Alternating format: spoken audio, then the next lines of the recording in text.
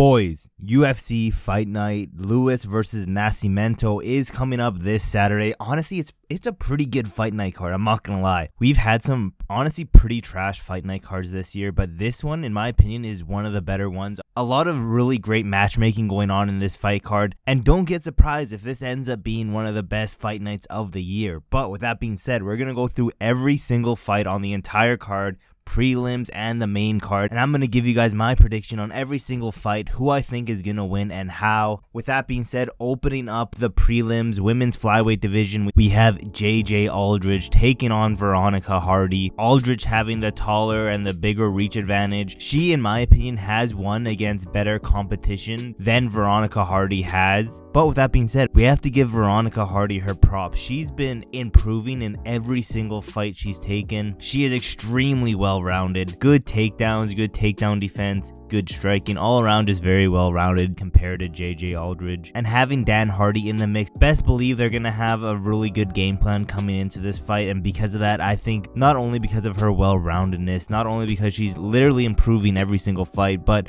I think the game plan is going to have a huge impact on this fight, and I think they're going to have the better game plan out of the two fighters. So give me Veronica Hardy by decision, probably like a 29-28 decision is what I could see. Moving down welterweight division, Jared Gooden taking on Kevin Jousset. Now, Jousset having the bigger reach, but Gooden being the taller fighter. Gooden has I think a very underrated chin. Yes, he does get rocked a few times. You don't see him flat out cold any of the time. He has a good chin in that regard. Kevin Jousset, very composed in the striking. He's very almost methodical with his stand-up game, putting in traps here and there. He has a better fighting IQ out of the two. And in my opinion, I think he has the better striking out of the two by a landslide. He also has really good takedown defense, so I don't see Jared Gooden getting him to the mat at all. Because of how good Jared Gooden's chin is, I don't think he's gonna get TKO'd in this fight. I don't think he's gonna get KO'd. I don't think no submissions are gonna happen. Give me Kevin Jousset by a 30-27 decision. Let's move on to the flyweight division. We have Charles Johnson taking on Jake Hadley. This fight very similar to the one that we just went over. Charles Johnson, the taller fighter, he's very elusive on the feet, very tricky, has way better IQ than Jake Hadley. And yeah, like I said, it's very similar to the one we just went over. I think it's gonna be almost like a mirror match of the two fights. Give me Charles Johnson by decision again, same way as Kevin's gonna win. Let's keep moving on. Welterweight division, we have Billy Goff taking on Trey Waters. Both of these guys pretty young in their fight career. Billy Goff 9-2, Trey Waters 8-1. But with that being said, Billy Goff, in my opinion, hasn't fought that many like elite fighters, that many even just good fighters, to be honest. A lot of them are just like regional cans compared to Trey Waters. Trey Waters has fought the way better competition out of the two. Not only that, he has a huge like height and reach advantage. He has a great style to fight someone like a Billy Goff. With that being said, Billy Goff does have a fun fight style for the fans, always looking for that KO win, very aggressive on the feet. But with that being said, I think that's going to cost Billy Goff in this fight. I can see Trey Waters landing a hook while Billy Goff is trying to advance his way closer to Trey Waters, and I think this height and reach advantage is going to play a huge role in this fight. That being said, give me Trey Waters second round KO. Let's move down women's strawweight division. We have Tabatha Ricci taking on Tecia Pennington, formerly known as Tecia Torres. Now this is a very tricky fight, I'm not gonna lie.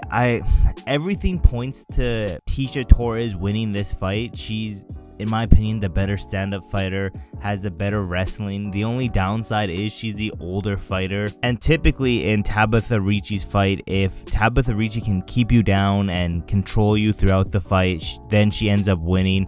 I don't know if she's going to be able to do that to Tecia Pennington, I'm not going to lie. But again, Father Time is undefeated. Tecia Pennington getting older.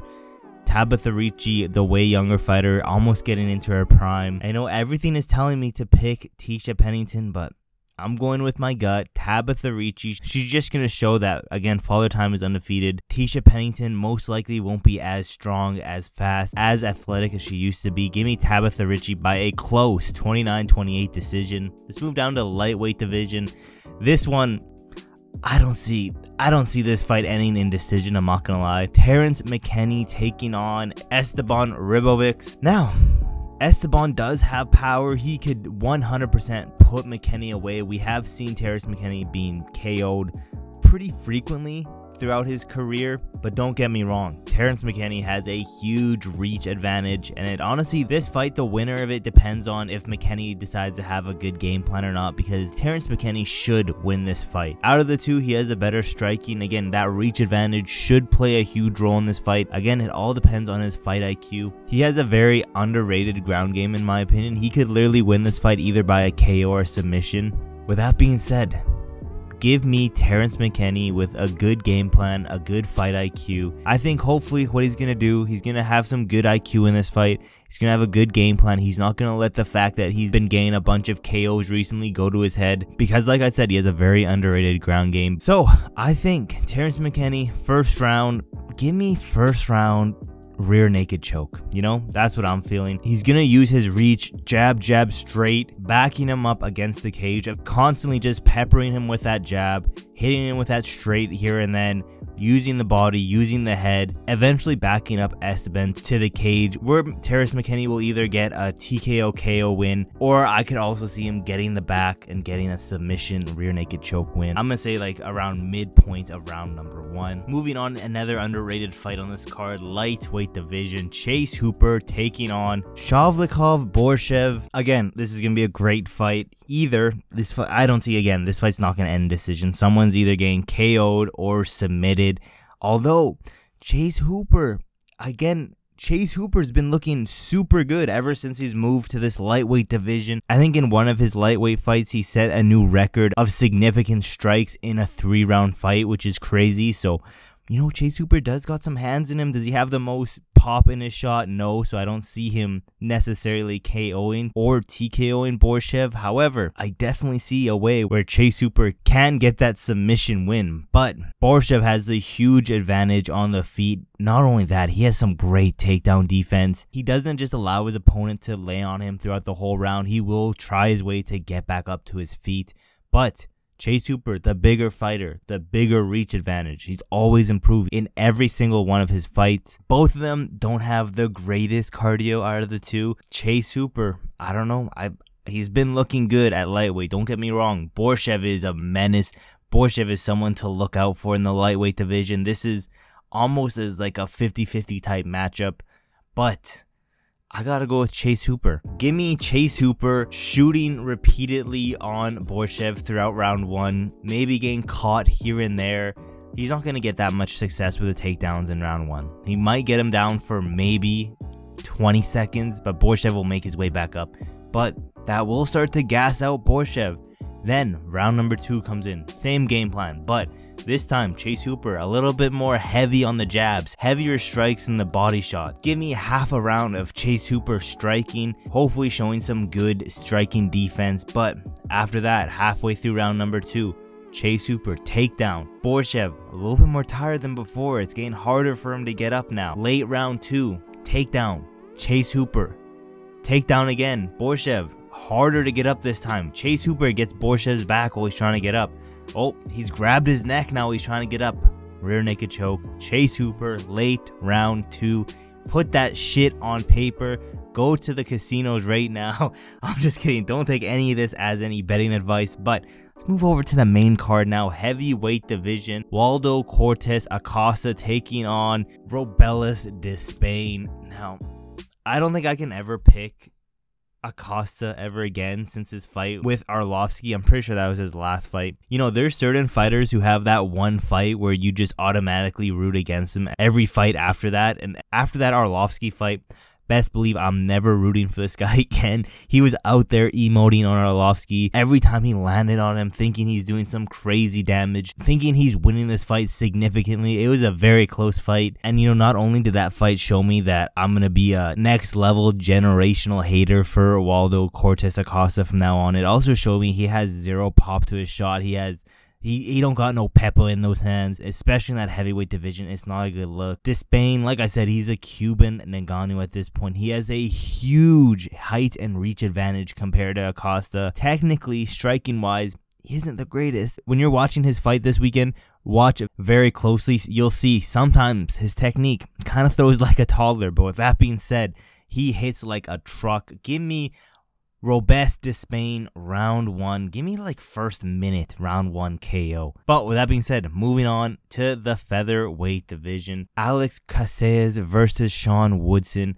Sean Woodson has to be one of the weirdest body shapes in the UFC. This man is so lanky, so weird. It's crazy how he can make that featherweight division being as big as he is. Literally gives me like Slenderman vibes. But with that being said, Alex doesn't lose 2 in a row very often. It is a very rare chance that Alex does lose 2 in a row. He is coming off a loss right now. But with that being said, every time he does lose, he gets like almost a bounce back opponent. Someone who is not as good as Sean Woodson. I think this height and reach advantage is going to play a huge problem in Alex's game. And as long as Sean Woodson comes out here with a good game plan, I don't see Alex Caceres winning this fight at all. Give me Sean Woodson with a very dominant 30-27 decision.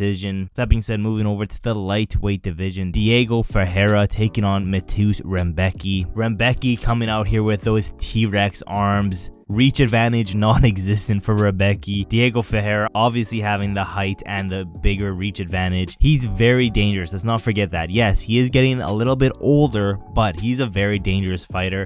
But Rebecki, he's a very good wrestler.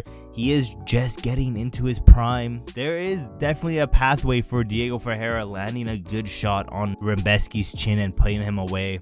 But Ferreira isn't coming in here with a full training camp. Rebecki is. We don't know how good Ferreira's gas tank is going to be. Typically, both of these fighters have a really good gas tank. But again, Ferreira's coming into this fight not on a full training camp, so we don't know how well it's going to be. There is a chance where Ferreira can land something on Rebecki, possibly get a submission, but I don't see that as likely as him landing something on the chin. But like I said, that training camp, I think that training camp is going to play a huge role in this fight.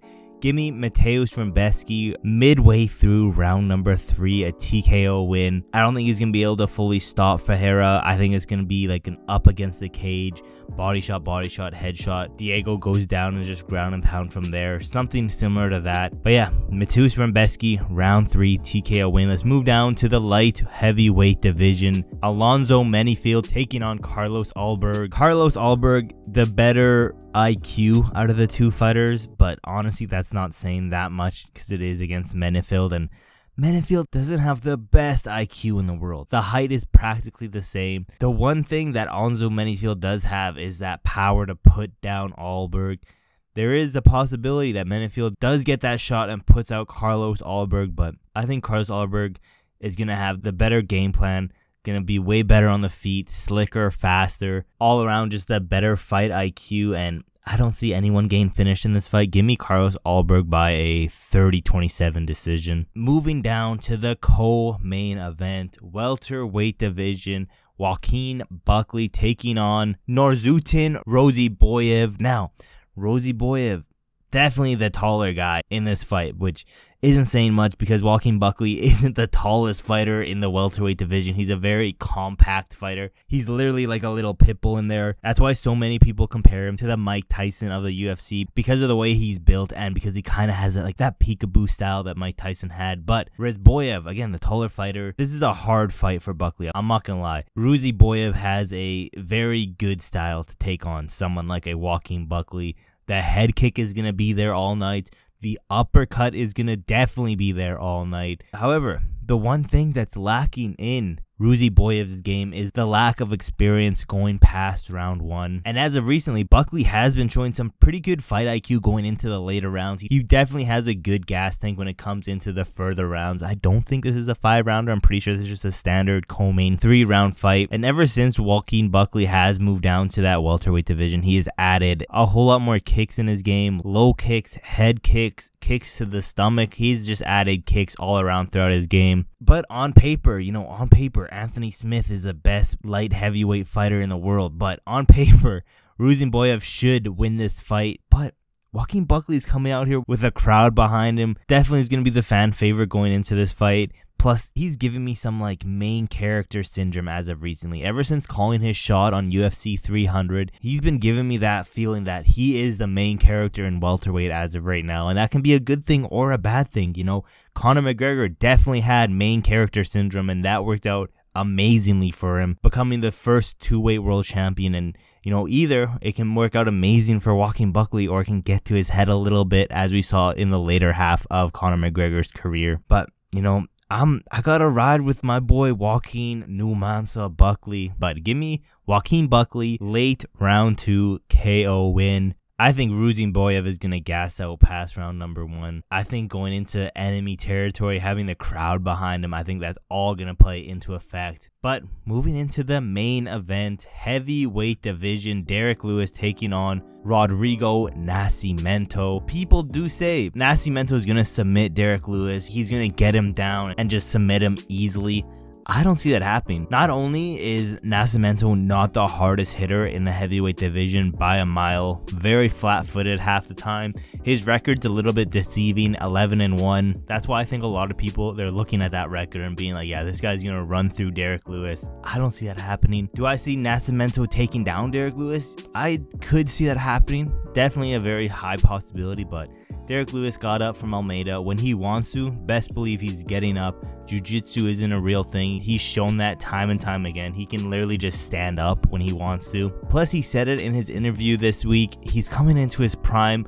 Give me round 1 KO win, flatline, Derek Lewis. I think Derek Lewis has shown that he beats everyone who isn't like the top maybe around 10 in the heavyweight division, and I don't think Nascimento is anywhere near the top 10, not right now at least. And yeah, if Derek Lewis comes to fight and chooses not to stay on the ground and decides to get up, best believe that's a very bad sign for Nascimento. Again, Derek Lewis, round 1 KO. I honestly think he's gonna make it look pretty easy. Don't be surprised if we see him running out there with another flying knee to start out the round. But yeah, that's every single fight on this card. Let me know what you guys think of these predictions. That being said, thank you guys so much for watching to the end of the video. Don't forget to like, subscribe, and turn on those post notifications so you never miss any of my newest videos. And yeah, there's really not that much else left to say, except for I will see you guys in my next video.